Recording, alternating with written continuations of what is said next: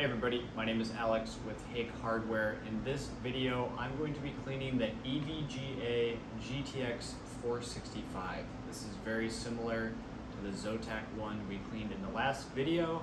I'm excited to get this thing apart, see how dirty it is, give it a good cleaning, and then do some more benchmarks. So hopefully you enjoy the video of me cleaning the card, and I will see you for the benchmarks afterwards.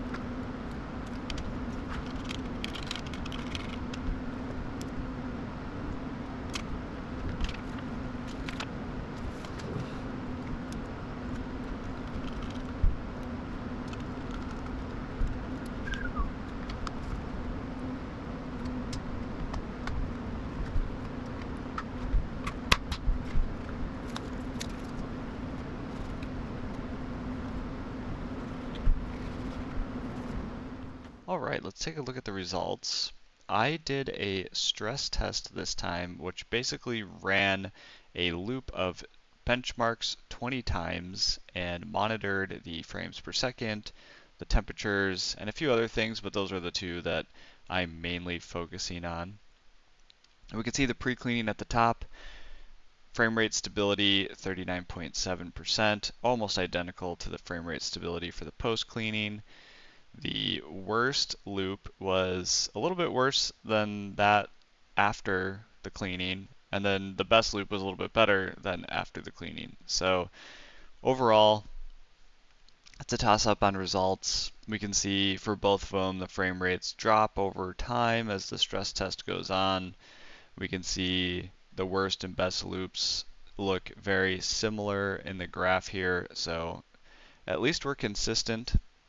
Looking at the actual loop data, the frames per second, again, as we saw in the other graph, drop over time.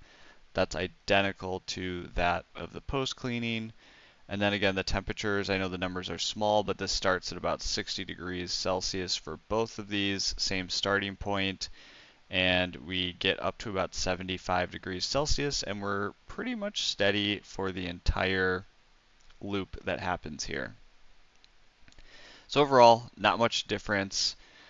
Honestly, the card was cleaner than most of the newer cards I see, so even the thermal pads were in pretty good shape. They did sort of start to fall apart when I was pulling them off, but I was surprised at how good everything looked. But we have a clean GPU, and although we don't see any different results, it's always nice to have a clean GPU. So that's it for this video. I will see you in the next one.